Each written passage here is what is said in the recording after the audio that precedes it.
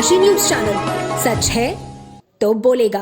उत्तर प्रदेश के चंदौली से समाजवादी पार्टी के सांसद वीरेंद्र सिंह ने केंद्र सरकार पर जमकर निशाना साधा है। उन्होंने रामनगर ग्रीन कॉरिडोर के वर्चुअल उद्घाटन को गरीब किसानों और आमजनों पर अन्याय करार देते हुए प्रधानमंत्री नरेंद्र मोदी को चेतावनी दी है। सिंह ने कहा है कि इस प्रोजेक्ट के नाम पर जिन इलाकों के मकान गिराए जा रहे हैं, वहां के लोगों को उचित मुआवजा नहीं दिया जा रहा। उन्होंने रानीपुर, मिल्कीपुर और साहिबपुर जैसे गांव का जिक्र करते हुए प्रशासन की विफलता को उजागर किया है।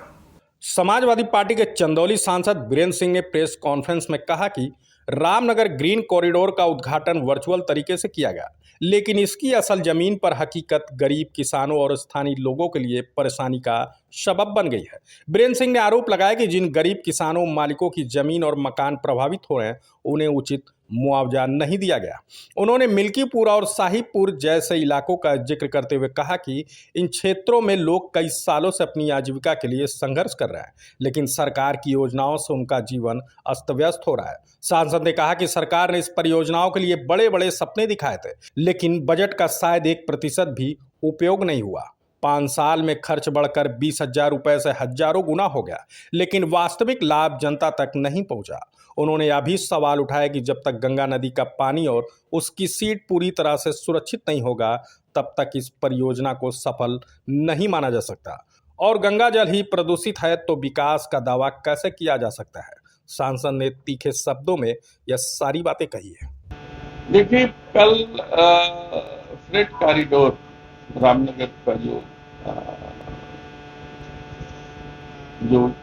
जल परिवहन के लिए बंदरगाह बन रहा है, उसके फ्रेट कॉरिडोर का उद्घाटन वर्चुअली माननीय प्रधानमंत्री जी कर, तो उसमें एक लोगों ने एक आयोजन किया था जिसमें हमको आमंत्रित किया उस उद्घाटन समारोह।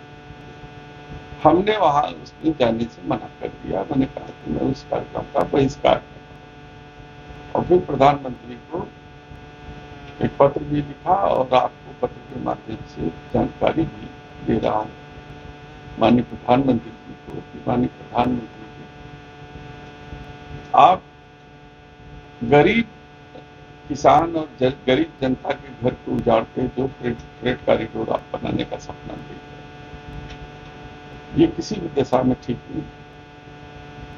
अब अडानी को तो हजारों करोड़ दे सकते, लेकिन किसानों को उचित मुआवजा देने में आपको क्यों दिक्कत हो रही है? तो ऐसी परिस्थिति में आप जो है, आपसे अनुरोध करता हूं कि किसानों को जो बेघर कर रहे हैं उनको व्यवस्थापित करने के लिए, दूसरी जगह स्थापित करने के लिए, और जिनके जमीन ले रहे हैं उसका उचित मुआवजा देने के लिए, जिनके मकान गिर रहे हैं उनके मकान बनाने के लिए, आप इन सब चीजों का आकलन करके इतना मुआवजा दीजिए ताकि वो दूसरी जगह जाकर के विस्थापित हो सके।